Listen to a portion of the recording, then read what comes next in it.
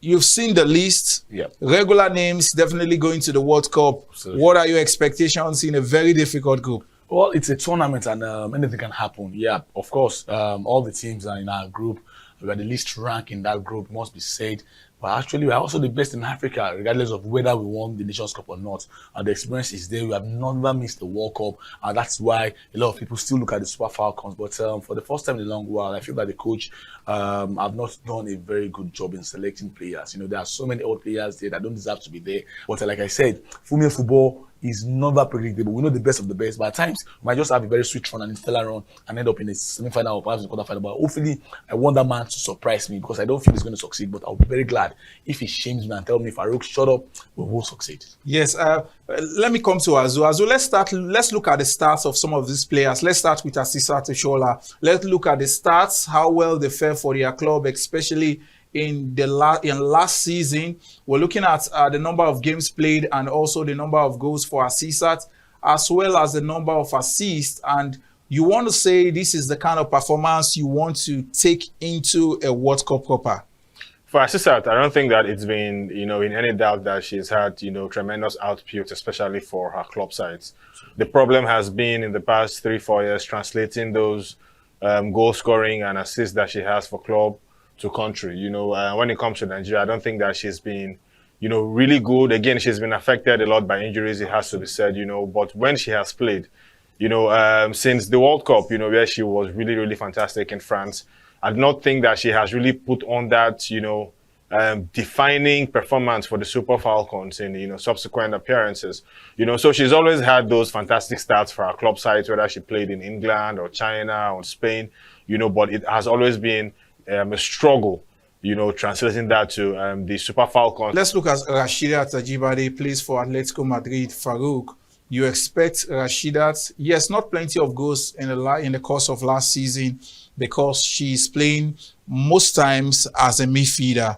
You expect her to bring that form, that energy. We saw her at the last AFCON. For me, she was our best player out through the tournament. You expect her to take same form to the World Cup? Still very young and vibrant and still developing. And I think that she's supposed to bring that form into the World Cup. We can't rely on Azizat all by herself. And also, the players like Ajibade needs to get into that stride. I think this is her second World Cup, if I'm not mistaken. And the first one was like a learning curve for her. Hopefully, she can just take this by the scruff of the neck and tell us that she's ready to, give us all the excitement we see in her. When she was very young, she was very explosive. You can hardly hold her on from going forward. But now she has moved back into the midfield, even in Super Eagles as well. I mean, for Super Falcons, she's also playing really from the deep. Hopefully, she can bring that into the team, assist with love assist, and also give us that pace off forward. Yes, let's be as brief as possible. Azu, let's talk about Uchenna Kanu. We've seen her evolved into a player that we can truly depend on. We also saw her at the last AFCON. She did well based on my own scorecard. I think we also need players like this to stand up to be counted at the World Cup. Yeah, absolutely. They have to. In this case, Uchenna Kanu, she definitely has to. And again, it's, a good profile for Waldron to also have the ability to call on. She's physical, she's fast, she's burly, somebody that can go in there and bulldoze her way through and, get things done. So it's a good thing when you look at the profile of who we have up front, like Farouk has said with, Rashidat, her speed, her dexterity coming in from deep. You also have the speed and clinical finishing of, Asisat. Then you have this strength and ability to hold up the ball that Uchenna Kanu also offers. So you have these different ingredients that the coach can also call on and if need be, mix and match and see how he's able to achieve results. I think that having her in the squad is fantastic, and she's also very young, able to bring in speed and youthfulness to the team. Yes, when Oparanozie was invited in the last warm-up games, we saw that bite that has eluded the team over time, and now she's going to the World Cup. Farouk, your expectation and inclusion, do you think she still has that bite that is needed to support Asisat? Of course, I saw some of her games in China when she was playing. She's quite still the same, but my problem is her own personal ego and attitude. Two captains cannot work together in the same ship. But now I think these guys are mature. They should know that it's time for them to bury whatever issues they have in the ground and work for the success of the team. She can hold the ball very well. She's physical. She's also dominating. So hopefully, if she can also bring all these ingredients together, different kind of species in the team, I think we will succeed. Let's talk about Ifeoma Onumonu. We saw her at the last AFCON. Asisat was injured, but she developed a cold feet when it matters most, Azu. If you say she developed a cold feet when it matters most, the coach probably doesn't, share that sort of thinking, which is why she's in the team. Again, it's within the purview of the coach to call up any player that he deems fit. You might not accept it, you might not agree, but again, he will be judged by how this player has performed for him. And I do not think that, in the case of Ifeoma, that she's going there to be a starter. She's going there obviously to be an option off the bench. And again, it's good to have these options. We hope that she doesn't develop cold feet on the biggest stage in Australia. Francisca Odega, one of the experienced players in the Falcons. Some persons would say, this one deserves to be here, this one does not deserve to be here. But anytime she plays for Nigeria, she gives her all on the pitch. That's one thing I like about her, because I follow her closely. Once she dons the national color, she gives her all on the pitch. Your expectation for Odega, and does she truly merit a place in this team? Well, honestly, I don't like to castigate or criticize the coach's list, whether it's Super Eagles or anybody.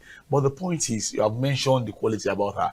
The desire is always there, not apparently to be specific. Yes. And also, you see the emotions that she always wants to push the team. And she still looks very young and very, very beautiful as well. And very sexy. I don't want to use that word.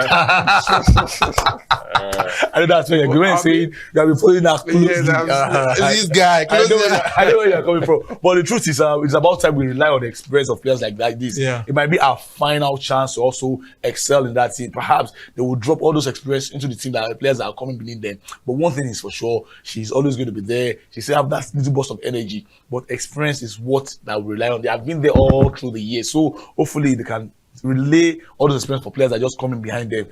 Before we leave these players, let's talk about Ifeoma Onumonu. No, let's talk about Esther Okoronkwo. Sorry, I never saw her as a player that should be making the list to the World Cup. But I don't know what round they saw.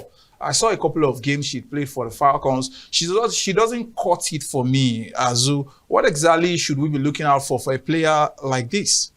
Well, again, like I said previously, the coach has, his own reasons for calling players, different kind of players. He probably is looking at profiles. But I think that one thing that the coach has, because when you look at the last Women Cup of Nations, one of the things that was our undoing was that lack of, speed, and dynamism, especially in midfield.